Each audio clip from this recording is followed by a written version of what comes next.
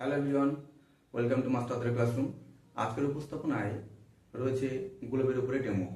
এখন এই যে ডেমো দেওয়ার জন্য যে গ্লোবটির প্রয়োজন, সেই গ্লোবটা আমার কাছে নেই। তো আমাকে কি করতে হবে? স্কুলে গিয়ে তোমাদের জন্য ডেমোটা তৈরি করতে হবে। তো স্কুলে একটু চেঁচামেচি চিৎকার হবে, কারণ আমি ডেমোটা টিফিন পিরিয়ডে অফ টাইমে বানাবো তোমাদের জন্য। সুতরাং যদি একটু চেঁচামেচি চিৎকার হয়, তোমরা একটু মানিয়ে নিও। আর এই ডেমো সম্পর্কে দুটো কথা তোমাদের আমি বলে রাখি। ব্যাপারটা হলো, 1 থেকে 5 পর্যন্ত কোনো ক্লাসে কিন্তু এই গ্লোবের যে সিলেবাস বা গ্লোব নিয়ে কোনো ডেমো এরকম ধরনের কোনো বিষয় নেই। তো যদি ইন্টারভিউ রুমে তোমাদেরকে গ্লোব নিয়ে ডেমো দিতে বলেন, সেক্ষেত্রে তোমরা 4 বা 5 এই যে শ্রেণী, এখানে ক্লাস চতুর্থ বা পঞ্চম, এই দুটি ক্লাস উল্লেখ করতে পারো। এবং বিষয়ের ক্ষেত্রে আমি একটু বলবো, যেহেতু প্রাথমিক বিদ্যালয়ে ভূগোল বলে কোনো বিষয় নেই, আমাদের পরিবেশ বলে ওদের যে বিষয়টা আছে, সেই বিষয়ের ভিতরে মানে ভূগোলের বিষয়গুলোকে ঢোকানো আছে। তাহলে সেক্ষেত্রে এখানে তোমরা বিষয়টা লিখবে কি, আমাদের পরিবেশ।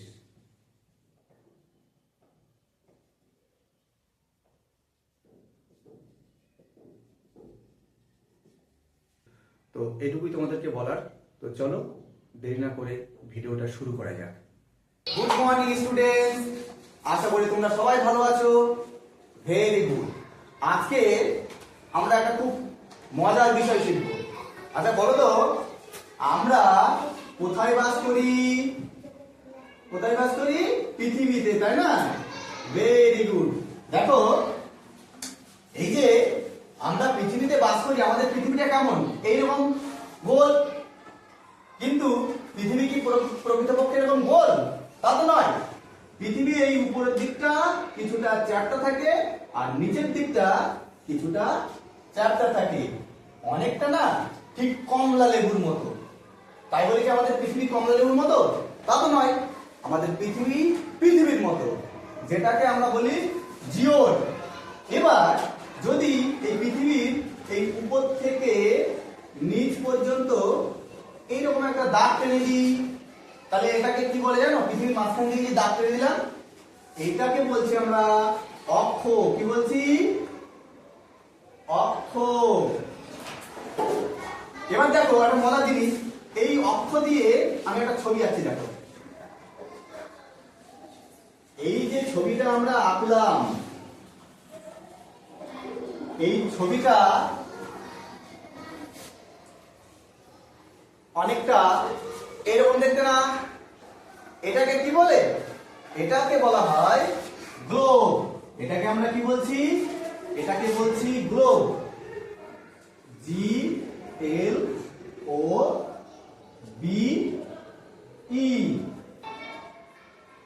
গ্লোব। এখন জানতে ইচ্ছে করছে এই গ্লোবটা কি? এই গ্লোবটা হলো আমাদের পৃথিবীর ক্ষুদ্র সংস্করণ। এই যে গ্লোব, এই গ্লোবের আবার 4টে দিক আছে। এই যে উপরের অংশ, এই উপরের অংশকে বলা হয় উত্তর দিক, নিচের অংশ দক্ষিণ দিক, আর গ্লোবের ডান দিকটা পূর্ব দিক, আর বাঁ দিকটা পশ্চিম দিক। তাহলে আমরা যদি এখানে লিখি, এটাও একটা গ্লোব। এই গ্লোবের উপরের অংশ কি?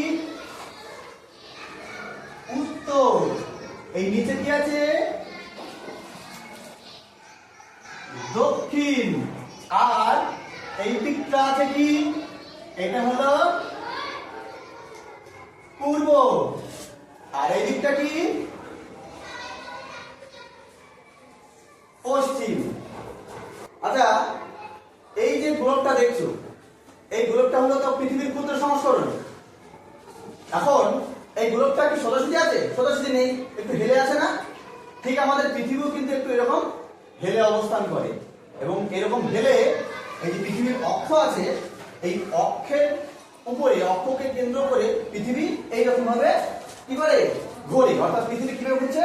এইভাবে ঘুরছে অক্ষের চারপাশে, পশ্চিম থেকে পূর্ব দিকে। ঠিক আছে? এবং পৃথিবী অক্ষের উপরে কত ডিগ্রি কোণে ঘুরে গেলে জানো? এই যে কোণটা পড়ে আছে, এটা হলো 23.5 ডিগ্রি। তাহলে পৃথিবী অক্ষের উপরে 23.5 ডিগ্রি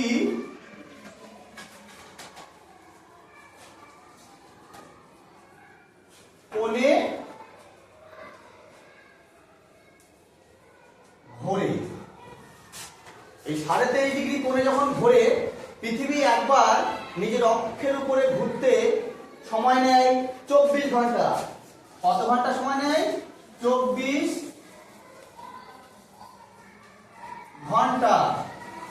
এই 24 ঘন্টায় আমাদের কি হয়? দিন রাত হয়। আর এই যে গতি, এই গতিটাকে বলে আহ্নিক গতি। আহ্নিক গতি। এবার এই পৃথিবী নিজের অক্ষের উপর বা মেরুদণ্ডের উপর এরকম ঘুরছে, এরকম ঘুরতে ঘুরতে সূর্যের চারিদিকে ঘুরছে, এরকম ঘুরতে ঘুরতে সূর্যের চারিদিকে ঘুরছে। এই যে সূর্যের চারিদিকে পরিক্রম করছে, এই সময় পৃথিবী 66.5 ডিগ্রি কোণে হেলে থাকে। 66.5 ডিগ্রি কোণে হেলে থাকে।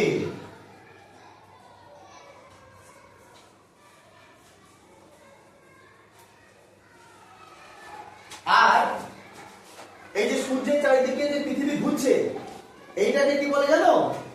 এইটাকে বলে কি গতি? বার্ষিক গতি।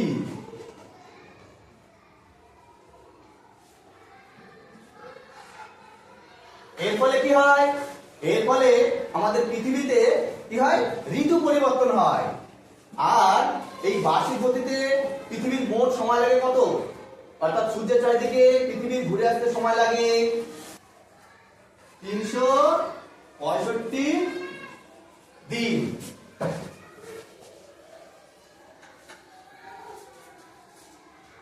এবার একটা মজার জিনিস তোমাদের দেখাবো। দেখো, এই যে গ্লোবটা, এই গ্লোবে দেখো অনেক দাগ কাটা আছে। এই দিক থেকে এই দিকে, এই দিক থেকে এই দিকে, এই দিক থেকে এই দিকে, আবার এই দিক থেকে এই দিকে। এই যে মাঝখান দিয়ে যে দাগটা কাটা আছে, সেটাকে বলা হয় দ্রাঘিমা রেখা, যেটা এই উপর থেকে নিচের দিকে এইরকম লম্বালম্বি রয়েছে। এইগুলোকে কি বলছি আমরা? এইগুলোকে বলছি দ্রাঘিমা রেখা। আর যেগুলো এইভাবে এই মাঝ বরাবর এই পূর্ব থেকে পশ্চিম দিকে যেগুলো রয়েছে, এগুলোকে বলা হয় অক্ষরেখা। তাহলে এইগুলোকে আমরা কি বলছি? অক্ষ রেখা।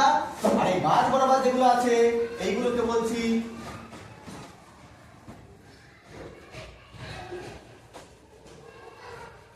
দ্রাঘিমা রেখা। এবার দেখো, এই যে গ্লোবটা বিভিন্ন কালারের না? কোথাও নীল, কোথাও আবার কি হলুদ, কোথাও সবুজ, কোথাও বাদামি আছে না? এই যে নীল কালার, এই নীল কালার গুলো কি জানো? হ্যাঁ, ঠিক বলেছে। এই নীল কালার গুলো হলো জলভাগ, আর এইগুলো হলো স্থলভাগ। তাহলে আমাদের পৃথিবীতে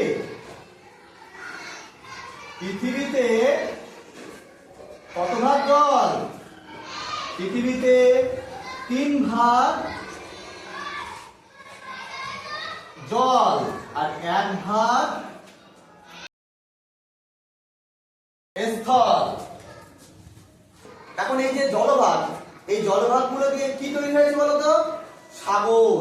আর এরকম অনেকগুলো সাগর একসঙ্গে যুক্ত হয়ে তৈরি হয়েছে মহাসাগর। আমাদের পৃথিবীতে এরকম কটা মহাসাগর আছে? পৃথিবীতে এরকম 5টা মহাসাগর আছে। আর এই যে দেখছো হলুদ, সবুজ, বাদামি রং, এইগুলো হলো স্থলভাগ। এই স্থলভাগগুলো দিয়ে কি তৈরি হয়েছে? এই স্থলভাগগুলো দিয়ে তৈরি হয়েছে কি? দেশ। আর এই দেশ, অনেক দেশ মিলে তৈরি হয়েছে মহাদেশ। আমাদের পৃথিবীতে এরকম 7টা মহাদেশ আছে। এই 7টা মহাদেশ তোমরা আরো বড় যখন হবে তখন জানতে পারবে। এগুলো শুনবে? আচ্ছা, 7টা মহাদেশ হলো এশিয়া, ইউরোপ, আফ্রিকা, উত্তর আমেরিকা, দক্ষিণ আমেরিকা, ওশেনিয়া আর অ্যান্টার্কটিকা। ঠিক আছে? এবার দেখো আরেকটা মজার বিষয়, এই যে গ্লোবটা, এই গ্লোবের ভিতরে যে স্থলভাগটা আছে, এই স্থলভাগের ভিতরে কি আছে? অনেক দেশ আছে। এই মাঝখানে দেখো দাগ দিয়ে, এই যে দাগ দিয়ে সব দেশের মধ্যে কি করা আছে? সীমানা করা আছে। এগুলো হলো দেশের একটা কাল্পনিক সীমারেখা। আর এই দেশগুলো যদি তোমরা দেখো, কোনো দেশ হলুদ, কোনো দেশ সবুজ, আবার কোনো দেশ বাদামি রং করা আছে। তার মানে যে দেশগুলো সবুজ রঙের সেই দেশে বনভূমির পরিমাণ বেশি, গাছপালার পরিমাণ বেশি। যে দেশগুলো হলুদ বা বাদামি রঙের, যেখানে হলুদ রঙের, সেখানে মরুভূমি রয়েছে। আর যে দেশগুলো বাদামি রঙের করা আছে, তার মানে সেই দেশে পাহাড় পর্বতের পরিমাণ বেশি আছে। খুব মজার বিষয়। এবার দেখো একটা ভালো জিনিস কি, প্রত্যেকটা দেশে দেখো আবার এইরকম কি করা আছে জানো? এইরকম একটা নীল দাগ টানা আছে। দাগ টানা আছে না? এই নীল দাগের ভিতরে আবার এখান থেকে এরকম একটা বেরিয়ে গেছে। এই যে দাগ দেওয়া, এই দাগ দেওয়া চিহ্নগুলোকে আমরা বলছি নদী। তাহলে এই দাগ দেওয়া চিহ্নগুলো কি? নদী। তাহলে গ্লোবের ভিতরে এই দাগ দেওয়া নীল কালারের যে চিহ্নগুলো, সেই চিহ্নগুলোকে আমরা কি বলি? নদী বলি। দেখো এবার জানতে ইচ্ছে করে না আমাদের ভারত কোথায়? এই গ্লোবটা যদি ভালো করে দেখো, এই হলো আমাদের ভারত। এখন দেখো ভারতের ভিতরে অনেক নীল দাগ টানা, মানে ভারতের ভিতরে অনেক নদী। তার জন্য কিন্তু ভারতকে কি বলা হয় জানো? নদীমাতৃক দেশ। আর একটা মজার বিষয়, সেই মজার বিষয়টা কি? দেখো এই যে গ্লোব, এই গ্লোবটা দেখে কিন্তু আমাদের ভারতের চারপাশে কি কি দেশ আছে, কোন সাগর আছে, সেটাও আমরা জানতে পারি। এই যে ভারতের যেমন পূর্ব দিকে, পূর্ব দিকে কোন দেশ? পূর্ব দিকে দেখো বাংলাদেশ। পশ্চিম দিকে কি দেশ? এই দেখো পশ্চিম দিকে পাকিস্তান আছে, আফগানিস্তান আছে। ঠিক আছে? আবার দক্ষিণ দিকে দেখো কি আছে? জলভাগ আছে, সমুদ্র রয়েছে। ঠিক আছে? যেমন আমাদের ভারতের পূর্ব দিকে আছে বঙ্গোপসাগর, পশ্চিমে আছে আরব সাগর, আর দক্ষিণে আছে ভারত মহাসাগর। তার মানে পূর্ব দিকে কিন্তু শুধু দেশই নেই, জলও আছে। আবার পশ্চিম দিকে শুধু দেশই নেই, জলও আছে। হ্যাঁ, এবার দেখো আমাদের উত্তর দিকে রয়েছে বড় একটা দেশ, চীন। তাহলে আমরা এই গ্লোব দেখে আমাদের প্রতিবেশী দেশগুলোর সম্পর্কেও জানতে পারছি। তাহলে আমরা আজকে কি শিখলাম? গ্লোবের ধারণা। আর গ্লোব থেকে আমরা যে ধারণাগুলো পেলাম, এর থেকে আমরা গ্লোবের বৈশিষ্ট্য বলতে পারবো যে গ্লোব থেকে আমরা কি কি শিখলাম। তাহলে গ্লোবের কি কি বৈশিষ্ট্য? গ্লোব পৃথিবীর একটি ক্ষুদ্র সংস্করণ। এর থেকে আমরা পৃথিবীর জলভাগ, স্থলভাগ এর ধারণা পাই। পৃথিবীর কোন দেশে বনভূমির পরিমাণ বেশি, কোথায় নদী নালার পরিমাণ বেশি, কোথায় পাহাড় পর্বতের পরিমাণ বেশি, সেগুলো জানতে পারছি। অক্ষরেখা, দ্রাঘিমা রেখা জানতে পারছি। আর কি জানতে পারছি বলো? আর এক ঝলকে আমাদের সমস্ত পৃথিবীটা আমরা একবারে দেখে নিতে পারছি চোখের সামনে, তাই না? তাহলে আজকের পাঠে আমরা শিখলাম গ্লোব।